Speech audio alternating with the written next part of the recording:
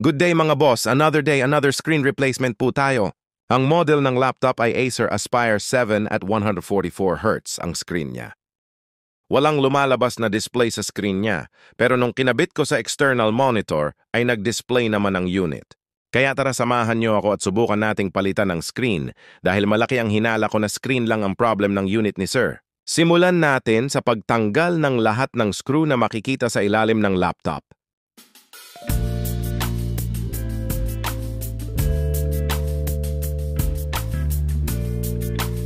At pag natanggal mo na ang lahat ng screw ay pwede mo nang simulan ang pagbukas.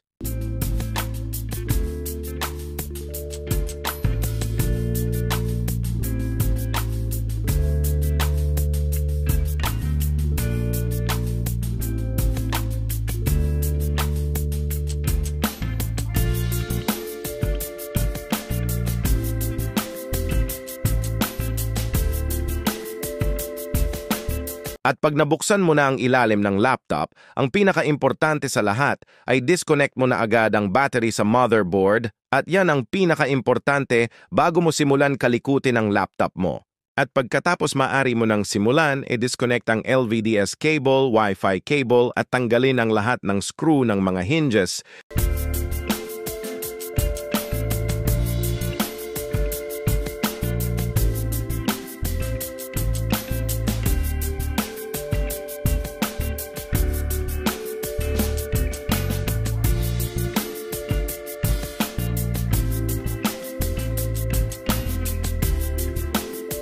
Kami dito sa LCD Republic mas pinipili naming hiwalay ang buong LCD assembly pag nagpapalit ng LCD screen dahil pag nakahiwalay ito ay mas maayos naming nababaklas ang LCD frame, nakakabit ng maayos ang screen at nababalik ng maayos ang screen bezel.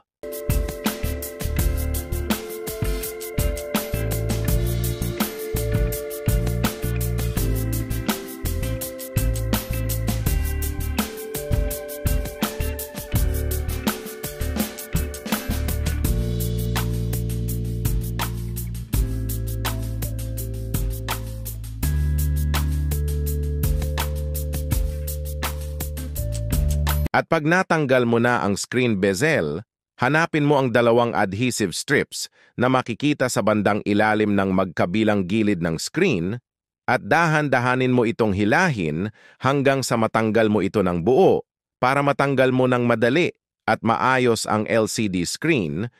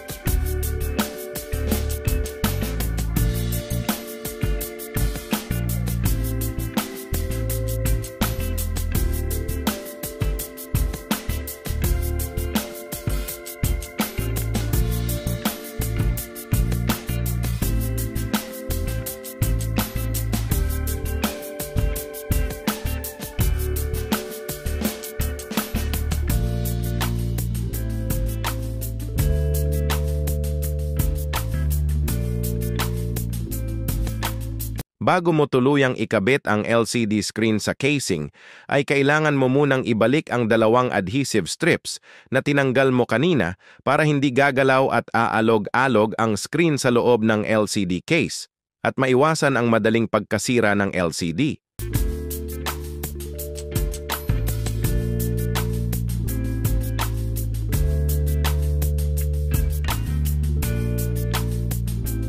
At ngayon simulan naman nating i-deep cleaning ang unit ni client.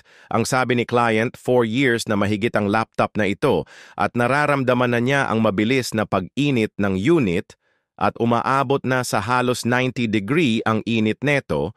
Kaya nag-advise kami na dapat na itong malinisan sa lalong madaling panahon bago pa lumala at masira ang laptop niya. Tanggalin ang luma at tuyong thermal paste na makikita sa CPU at GPU chips. At sa kalinisan, kailangan mong magdoble ingat, huwag gagamit ng mga metal na bagay sa pag-apply ng bagong thermal paste. Importante ito sa deep cleaning para matiyak na hindi mo masisira ang anumang piyesa sa motherboard.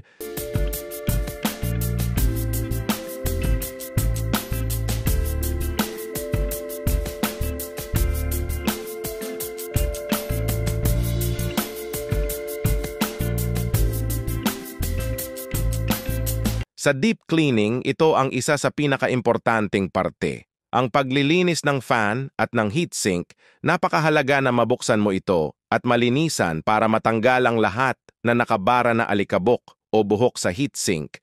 Kailangan mapanatiling walang bara ang heatsink para makapag-supply ito ng tamang lamig sa CPU at GPU.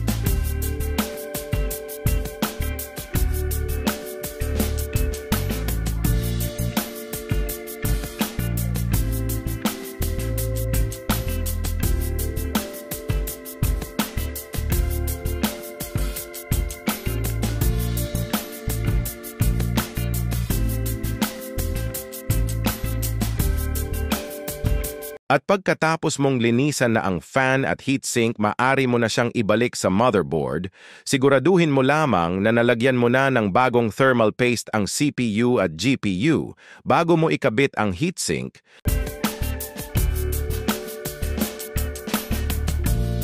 Sa mga nanonood ng video na ito at kung ang mga laptop nyo ay may problema sa screen, nag-o-overheat, naghahang o naglalag, maaring ito na ang kailangan gawin sa laptop nyo. Maaari nyo po kaming i-PM sa aming Facebook page na LCD Republic Laptop Service Center or bisitahin sa aming Cubao, San Mateo and Montalban branch.